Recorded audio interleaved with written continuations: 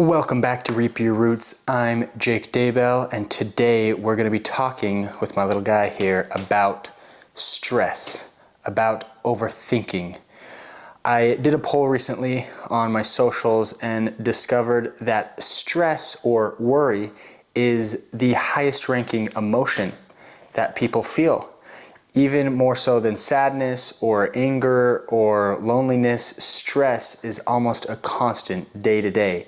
And I know for me, that's very relatable. I've almost learned to tolerate a chronic, even if it's underlying, stress in my day to day and the things that I need to do. And even sometimes when I don't have anything to do, that stress just continues to linger. We live in a day and age where distraction is all around us, where outer activity is all around us, causing us stress, circumstances, and it can be very exhausting at times. It can be something that we don't even realize, but it's draining a lot of our energy.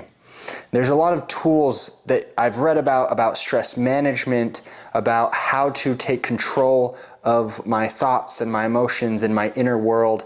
And honestly, a lot of it has helped and a lot of it hasn't helped that much. So today on my journey, I just want to explain really what has helped me, what paradigm shift has helped me the most, and actually a new way of meditation. I was doing meditation wrong for a really long time. Let me say, you can't really do meditation right or wrong. There's no black and white about it.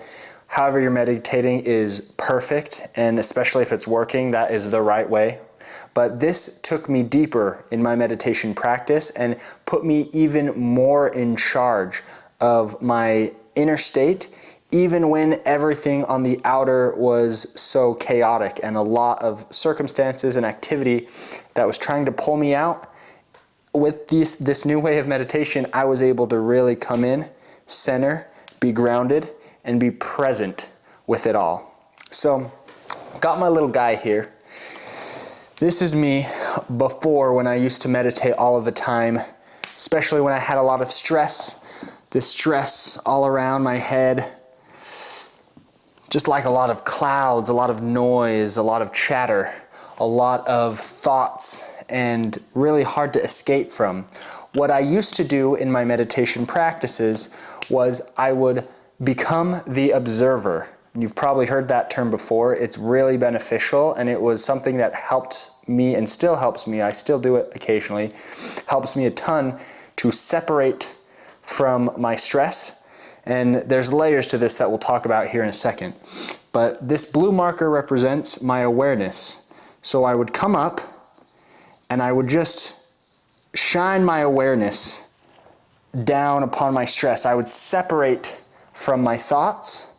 I would separate from my emotions. I would find that awareness within me and really just try to separate from it and look down at it. There's a lot of books that help you to do this. For example, The Untethered Soul by Michael A. Singer. A lot of his books talk about observing your thoughts, gaining separation from them, and you can do this through a visualization. One that I would often do is separating, if I'm sitting in meditation, separating myself above my body, looking down at my head, at my body, and see myself down there, my body, experiencing this stress. And it honestly looked a lot like this, a lot of this noise, and I was able to observe it and detach from it, which again is really good through practice of visualization and stillness and breath and meditation, concentration on your breath and things like this. You're going to be able to experience this a lot more frequently. But what I was beginning to notice, that when I would go up here and I'd be observing, and it's a very heightened state, right? Heightened state of consciousness where you're looking down on everything. There was something that would happen where I would come back down into my mind and into my day-to-day, my awareness would, and the stress would be there again. It'd actually be there, sometimes even greater. And without even realizing it, I was using meditation like medication.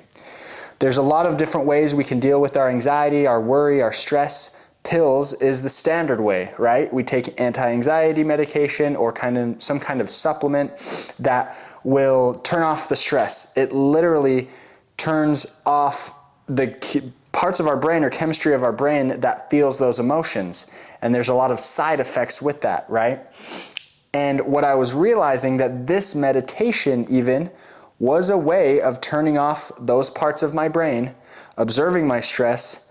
But as soon as I would step back into my body and back in, my awareness would come back into my day-to-day, my daily life, that stress would still be there.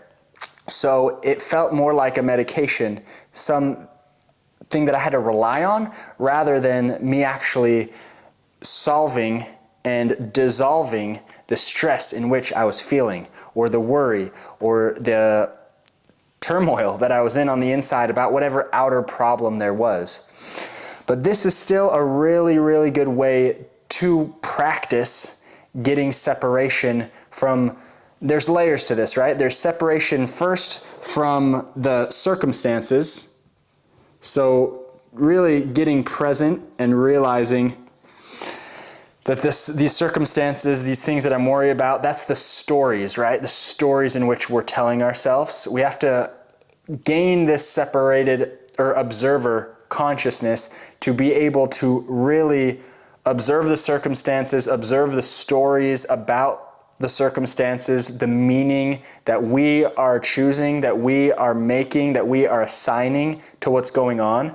And once we can get into that observer mode, we can then, that's kind of separating from the outer activity, right? And coming in, being like, okay, all of this is just story, they're just thoughts. And then those next levels are observing your thoughts. And this marker isn't that good, but you guys get the point. And then observing your emotions, right? So we're observing our thoughts, we're observing our emotions, and we can see it from that bird's eye point of view. The good analogy I would always say is trains of thought. And as I'm sitting and concentrating on my breath, concentrating, then I start to drop into a meditation.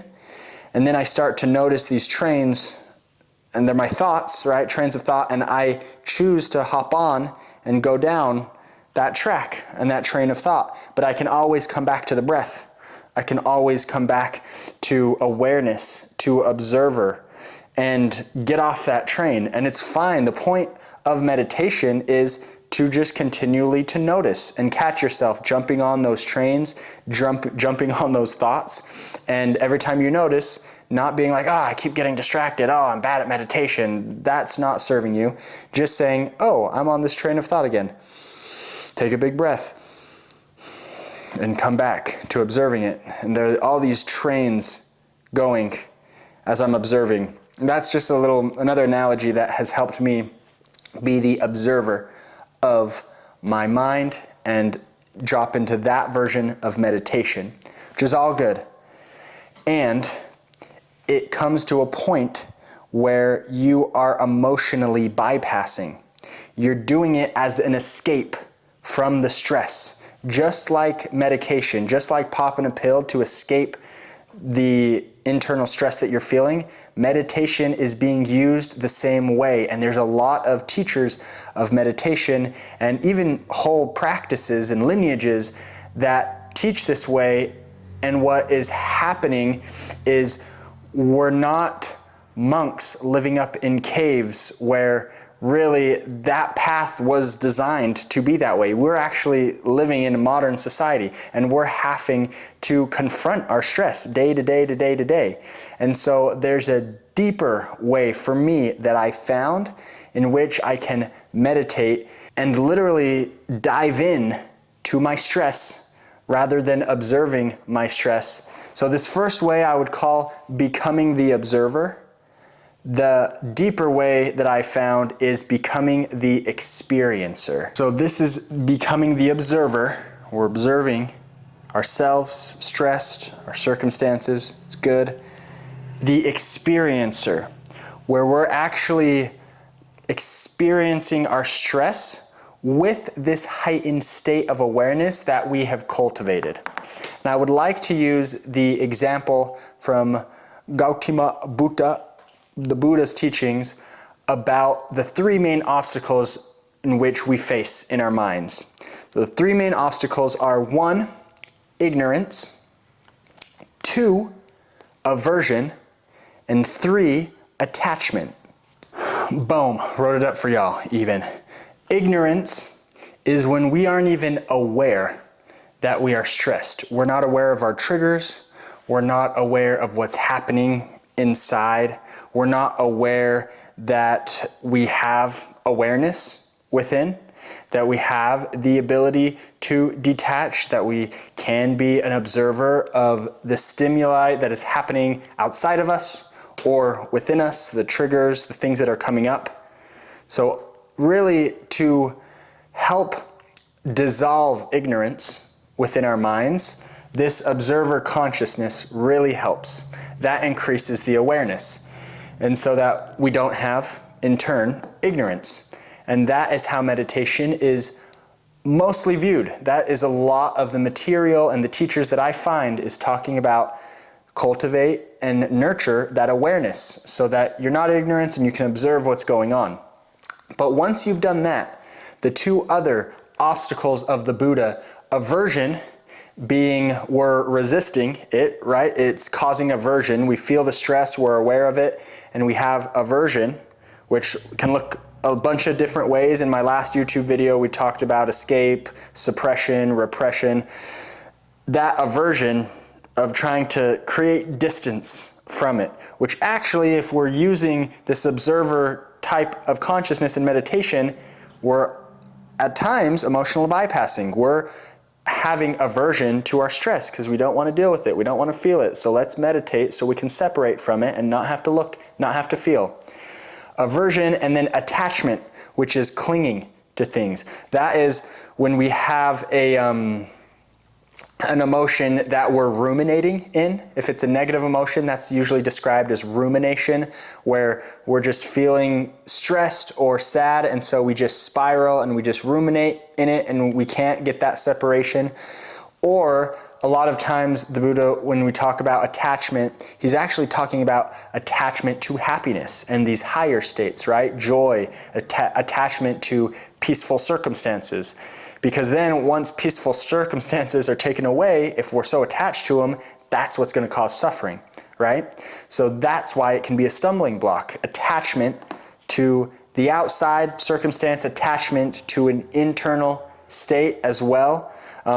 We can be attached to becoming this observer consciousness, and then when we have to go and do our day-to-day in our modern world, like I talked about, that's when suffering begins because we're attached to not feeling it. So how do we get over attachment and aversion?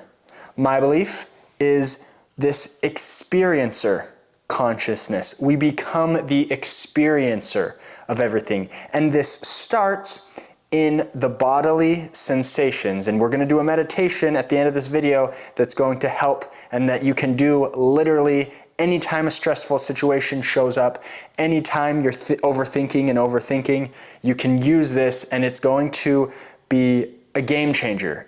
I hope. It was for me, and it is for me, whereas I don't have to try to separate from things anymore. I can just live it. I can just experience it. I can just be grounded and be present. Which grounded, let me show you. Instead of this one's our observer, or our awareness, right? This marker. Instead of us coming up here and just observing, we're actually coming down into our stress, into our mind, and we're experiencing it, but then we're coming down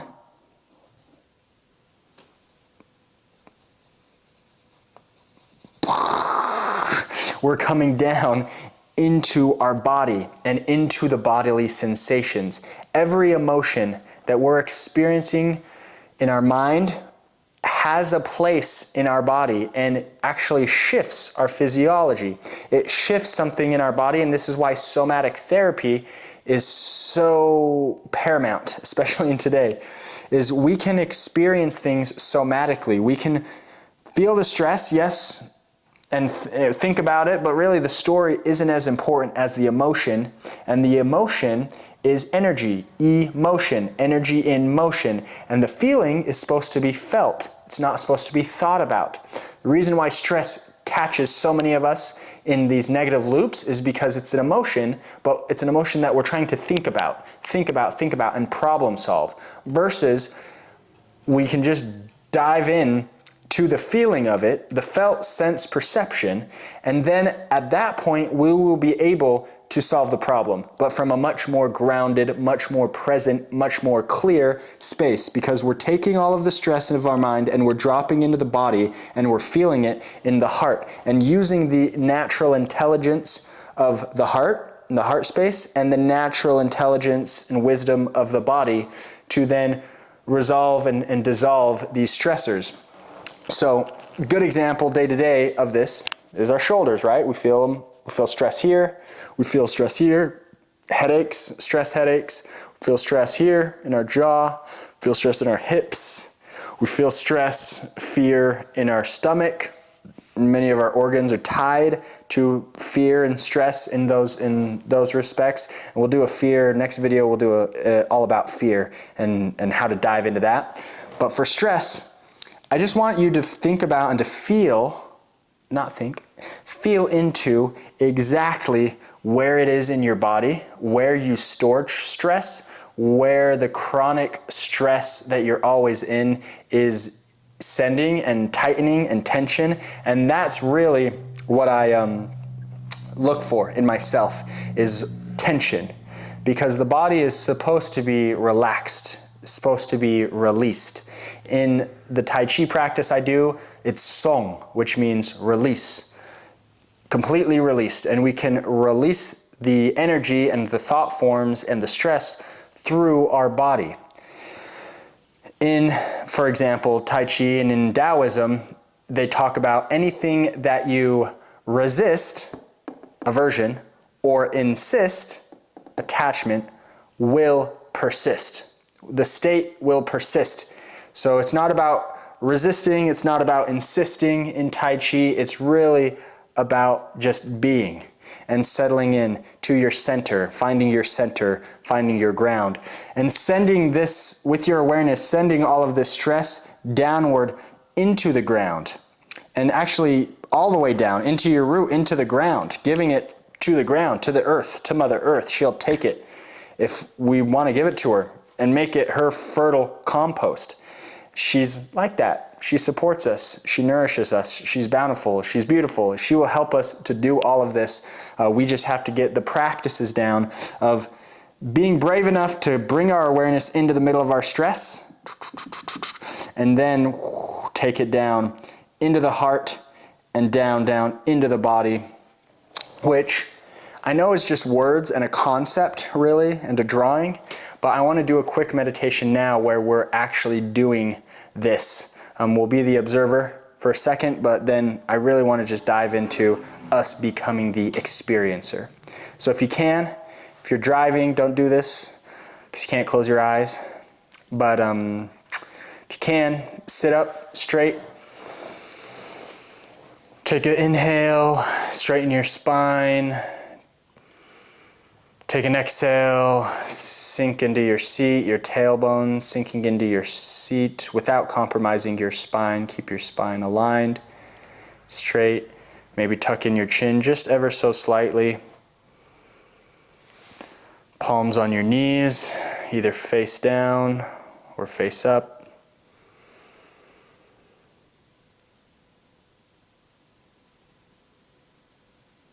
Allowing your mind to be quiet.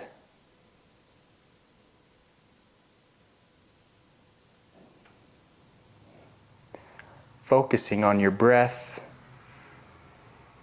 breathing in and out of your nose, expanding your diaphragm and your belly.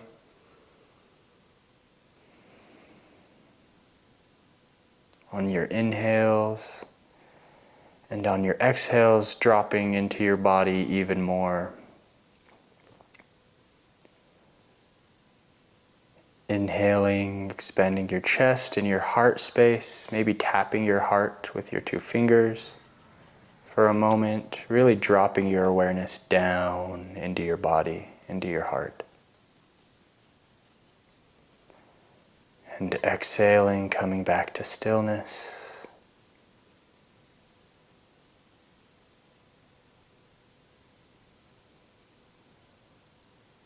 And I want you to bring to mind a situation or a circumstance that's really stressful.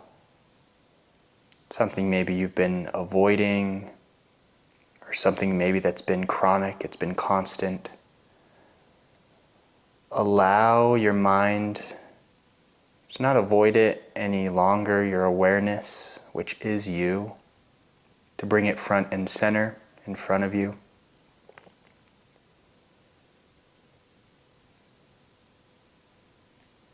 Inhaling the feeling of that stress in, welcoming it into your body like you are a gracious host. Not judging it, not condemning it, not getting filled with the stories or the thoughts, but just dropping back down into your body.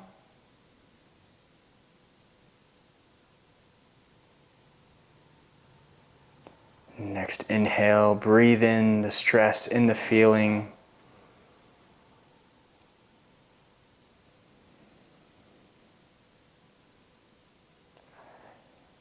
And notice where in your body, scan your body with your awareness. There might be tension, or there might have been changes when we brought forth this stress. When we breathed in the stress and welcomed it.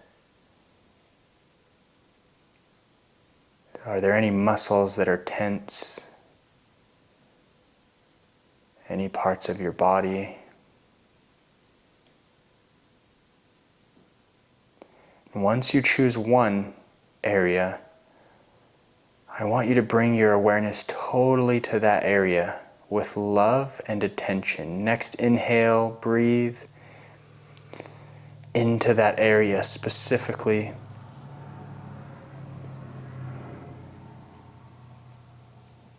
And hold, allowing your awareness to dissolve that tension of that area, to rest upon it, to let it be loved, give it attention.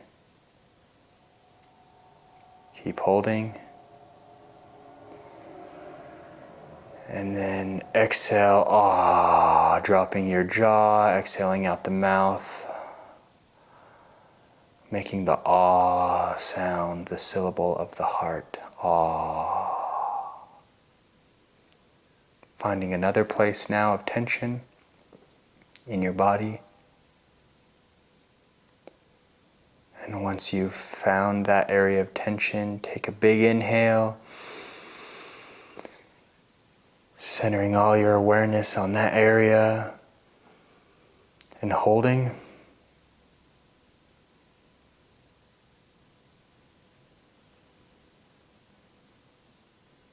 Just being with it. Giving it the attention that it's been demanding for. And on the exhale, releasing your body, that area, sending the energy down, the tension down. Release now.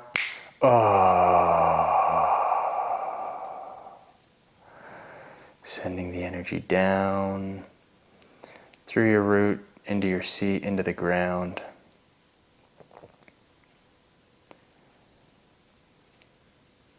Continue to breathe normally, in rhythm, in and out of your nose.